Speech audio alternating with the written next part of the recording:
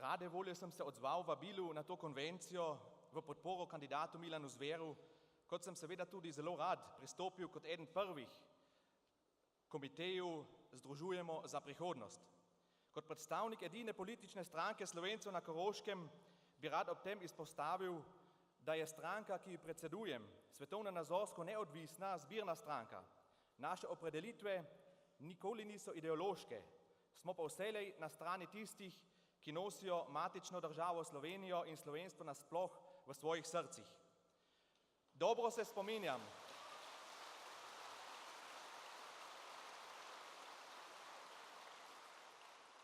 se spominjam težkega obdobja slovenske osamosvojitve.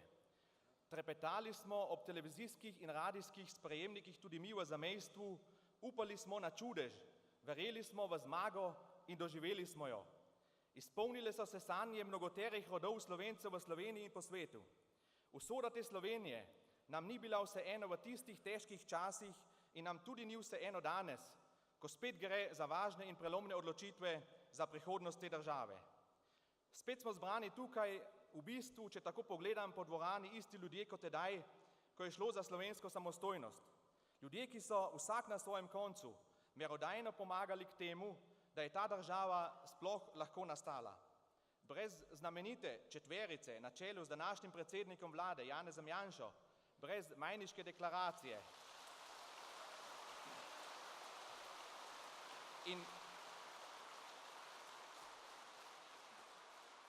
in brez trdovratnosti nepozabnega Jožeta Pučnika in koalicije Demos bi te države najbrž ne bilo.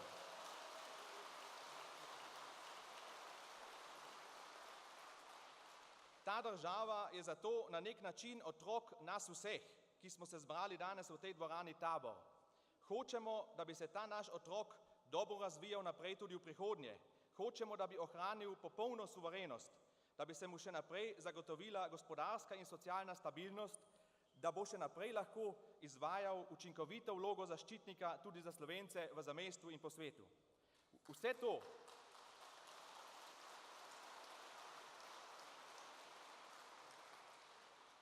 Vse to pa bo po moji skromni presoji možno le, če bodo to državo vodili ljudje, ki jim gre za Slovenijo, ki jim gre za krepitev slovenskega jezika, kulture in identitete. Ljudje, kot je naš kandidat za predsednika, gospod Milan Zver.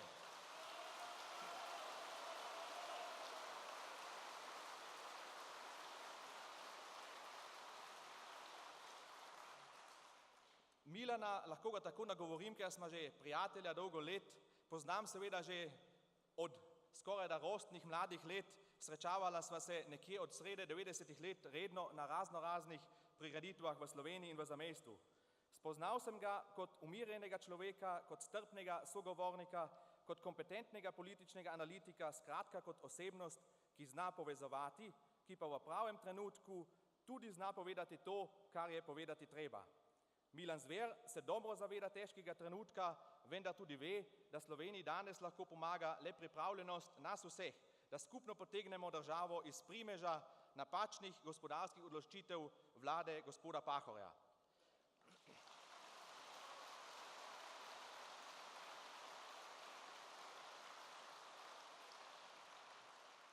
Nek znameniti mislec je nekoč dejal: usode ni, usoda tvoja, to si ti.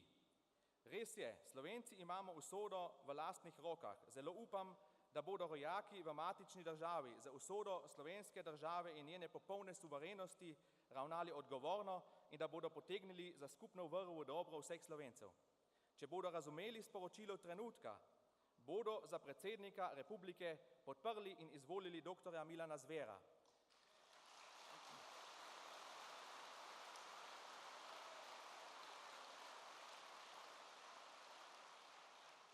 Lahko trdim, da bi izvolitev Milana Zvera bila tudi za Evropo jasen signal, da Slovenija gre v prihodnost in da se je dokončno otresla preteklosti. V tem smislu želim Milanu Zveru veliko uspeha, dragi prijatelji, lep pozdrav.